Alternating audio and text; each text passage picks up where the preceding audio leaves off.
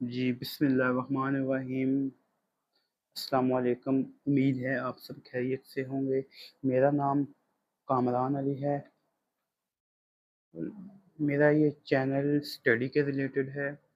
ये चैनल ख़ास तौर पर उन स्टूडेंट्स के लिए है जो मैथ आसानी से सीखना चाहते हैं।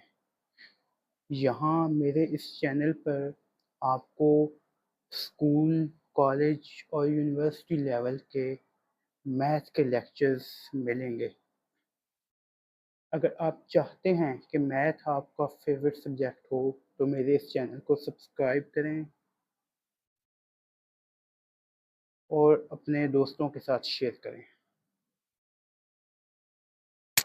तो आज हमने वर्चुअल यूनिवर्सिटी का कोर्स मैथ 201 को डिस्कस करना है। कैलकुलस 2 का ये कोर्स है, मल्टी वेरिएबल कैलकुलस। ठीक है, इसको हमने डिस्कस करना है।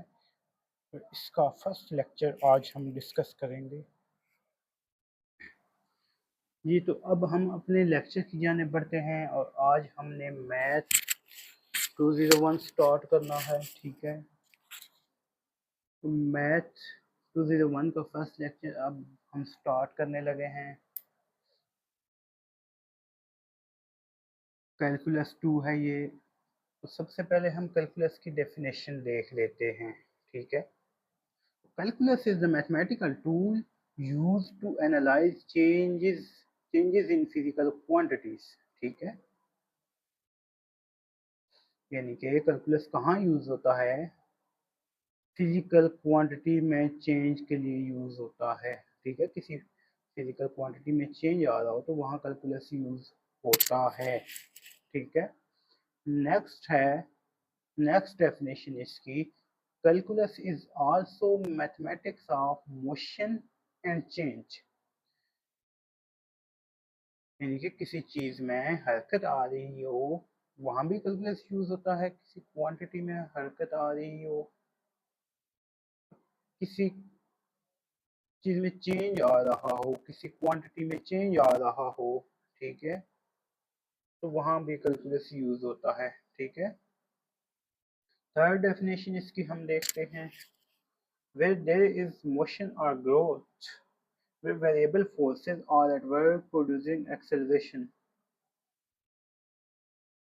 जाहिर है एक्सेलरेशन प्रोड्यूस होगा, जब वेरिएबल फोर्स चेंज होगी तो एक्सेलरेशन प्रोड्यूस होगा। ठीक है, तो ये तीन डेफिनेशन हो गई कैलकुलस की। नेक्स्ट हम देखते हैं differential calculus. Differential calculus deals with the problem of finding, ठीक है, rate of change, slope of curve. यानी कि इसमें हम रेट ऑफ चेंज फाइंड कर सकते हैं किसी भी क्वांटिटी का। ठीक है, स्लोप ऑफ कर्व वो भी फाइंड कर सकते हैं। ठीक है, यानी कि हम किसी हिल का स्लोप फाइंड कर सकते हैं।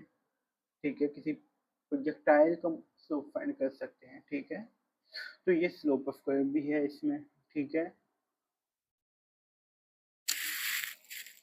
अब नेक्स्ट है integral calculus. Integral calculus deals with the problem of determining a function from information about its rate of change। Integral calculus में क्या होता है कि प्रॉब्लम में फंक्शन इन्वॉल्व हो और वो फंक्शन हमें information they rate of change के बारे में। ठीक है, तो वो इंटीग्रल कैलकुलस होता है। ठीक है, यानी कि फंक्शन इन्वॉल्व हो किसी प्रॉब्लम में, किसी भी चीज़ में, और वो फंक्शन हमें information they rate of change के बारे में, तो वो इंटीग्रल कैलकुलस होता है। ठीक है, इसमें हम क्या फाइंड कर सकते हैं? लेंथ ऑफ कर्व फाइंड कर सकते हैं, एरिया, वॉल्यूम्स एंड मैसेज। ठीक है, ये चीज़ें हम फाइंड कर सकते हैं।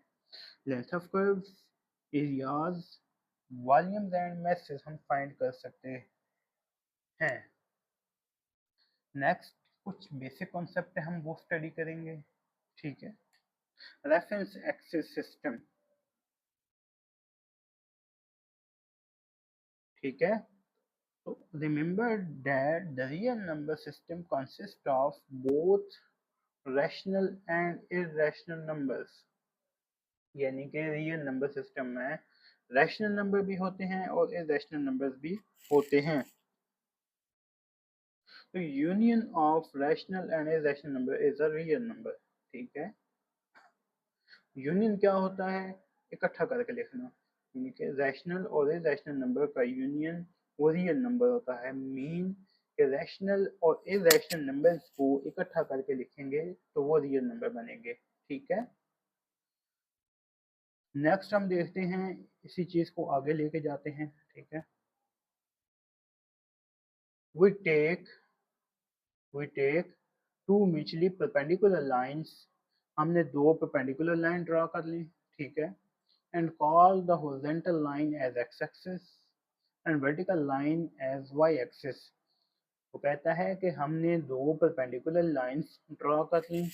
ठीक है, हॉरिजॉन्टल लाइन को हम एक्स एक्सिस कहेंगे एंड वर्टिकल लाइन को हम वाई एक्सिस कहेंगे। और यहाँ ये दो लाइन हमने ड्रा की हैं ये कट करेंगी एक दूसरे को, उस पॉइंट को हम ओरिजिन कहेंगे। ठीक है, तो अब हम नेक्स्ट देखते हैं कि कोई ऑर्डर पेयर हमने लिया, उसका जो फर्स्ट एलिमेंट है उसको हम एब्सिसा कहेंगे। ठीक है, फर्ज करें ये हमने ऑर्डर पेयर लिया एक्स एंड वाई,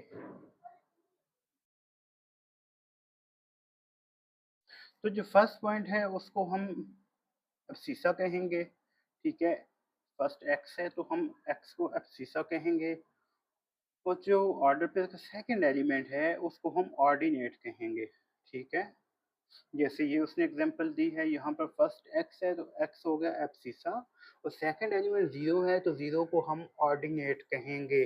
ठीक हो गया। अब नेक्स्ट हम देखते हैं,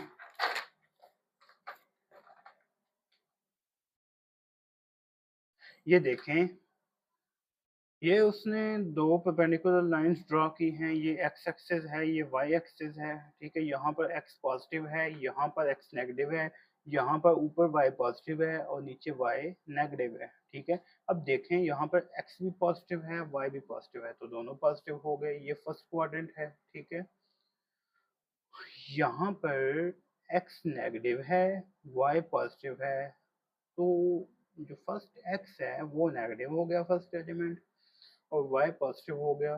ठीक है, इसी तरह थर्ड क्वाड्रेंट में x भी नेगेटिव है y भी नेगेटिव है, फोर्थ क्वाड्रेंट में x पॉजिटिव है और y नेगेटिव है। ठीक है, तो ये हमने डिस्कस कर लिया। ठीक है, अब जो दो परपेंडिकुलर लाइन ड्रा की हैं तो ये चार क्वाड्रेंट बने हैं, फर्स्ट सेकंड थर्ड फोर्थ। ठीक है, और उसमें x कहाँ कहाँ पॉजिटिव होता है कहाँ कहाँ नेगेटिव होता है वो भी हमने देख लिया। ठीक है, अब ये तो टू डायमेंशनल हो गया। ठीक है, टू डायमेंशनल में ओरिजिन क्या हो गया, जीरो जीरो। ठीक है, और यहाँ पर थ्री डायमेंशनल में एक्स वाई जी होगा तो तीनों जीरो होंगे। ठीक है, ये टू डायमेंशनल के लिए और ये थ्री डायमेंशनल के लिए। ठीक है, नेक्स्ट हम देखते हैं, अब थ्री डायमेंशनल को डिस्कस करते हैं। तो यहाँ पर तीन एलिमेंट होंगे एक्स वाई एंड जी, तो 8 ऑक्टेंट्स बनेंगे। ठीक है, ये first octant second third fourth fifth six seventh eighth. ठीक है, ये 8 ऑक्टेंट बन गए।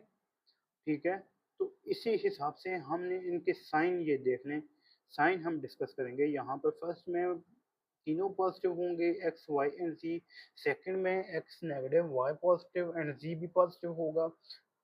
ठीक है, इसी तरह हम अब नेक्स्ट ये डिस्कस करेंगे। ये आप देख सकते हैं कि यहाँ पर बाकी ऑक्टेंट्स में साइन क्या है। ठीक है, तो ये ऑक्टेंट हो गया। अब देख सकते हैं कि जहाँ पर टू डायमेंशनल था तो एक फार्मूला होता है टू की पावर n, ये जस्ट याद रखने के लिए। तो टू डायमेंशनल है तो टू की power two, four four quadrant बने थे पीछे हमने डिस्कस किया है। ठीक है, अब यहाँ पर जो थ्री डायमेंशनल है तो तीन एलिमेंट है ना, एक्स वाई एंड जी। ठीक है, तो फिर टू की पावर थ्री, एट ऑक्टेंट्स बन गए। ठीक है, ये सिंपल सा कॉन्सेप्ट है, कोई इतना मुश्किल नहीं है। ठीक है, इजी सा है। नेक्स्ट हम देखते हैं फंक्शन, कॉन्सेप्ट ऑफ फंक्शन। ठीक है, फंक्शन क्या होता है कि function denotes the dependence of one quantity on other quantity.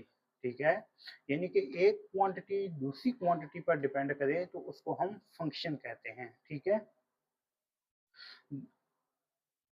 अब देखते हैं कि कैसे डिपेंड करती है एक क्वांटिटी दूसरी पर। तो the quantity x is called independent variable. ठीक है, जो x है वो इंडिपेंडेंट है, इंडिपेंडेंट वेरिएबल है। ठीक है, and the quantity y is called dependent variable. ठीक है, और जो y है वो डिपेंडेंट वेरिएबल है। कैसे है, अब देखें यहाँ पर y equal to F of X है, तो x की हम कोई भी वैल्यू ले सकते हैं, और जो y की वैल्यू आएगी वो x के हिसाब से आएगी। ठीक है, तो इट मीन्स कि y डिपेंड कर रहा है x पर। ठीक है, अब हम इसको रीड कर सकते हैं y is a function of x। ठीक है, अब एग्जांपल देख लें, y इक्वल टू 2x है ना, तो x की तो हम कोई भी वैल्यू ले लेते हैं। हमने x की 2 ले ली। ठीक है, तो 2 2 4 आ गया। ठीक है, तो x की हमने 2 ली तो y की 4 आ गई। ठीक है, अब हम वैल्यू चेंज करके देखते हैं। x की हमने यहाँ पर -1 ली, अब इसमें पुट की 2 इंटू -1 तो -2 आ गया, तो y की वैल्यू -2 आ गई। ठीक है, तो इट मीन्स कि y डिपेंड कर रहा है x पर। ठीक है, अब हम फंक्शन की एग्जांपल देख लेते हैं। The area of circle depend on its radius r by the equation a equal to pi r square. अब एरिया ऑफ सर्कल का फार्मूला क्या होता है, a equal to pi r square. It means कि area of circle किस पर depend करता है, रेडियस पर। तो we say that a is a function of r। ठीक है, ये एग्जांपल होगी, बाकी एग्जांपल्स आप देख सकते हैं। ठीक है, अब नेक्स्ट है फंक्शन ऑफ सेवरल वेरिएबल्स, यानी कि एक से ज़्यादा वेरिएबल आ जाएं तो उसके लिए क्या हमने कैसे वो डिपेंड करेगा। ठीक है, many function depend on more than one independent variable.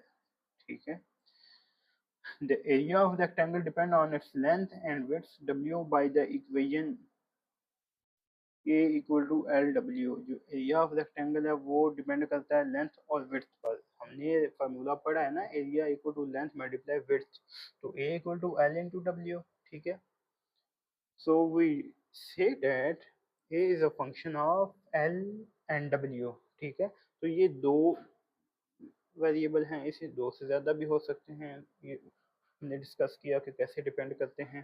ठीक है, तो ये हमारा आज का लेक्चर था, शॉर्ट सा लेक्चर था। हम शॉर्ट लेक्चर की तरफ ही आएंगे। ठीक है, और आज का हमारा लेक्चर यहाँ पर एंड हुआ। नेक्स्ट लेक्चर में हाजिर होंगे, तब तक के लिए अल्लाह हाफिज़।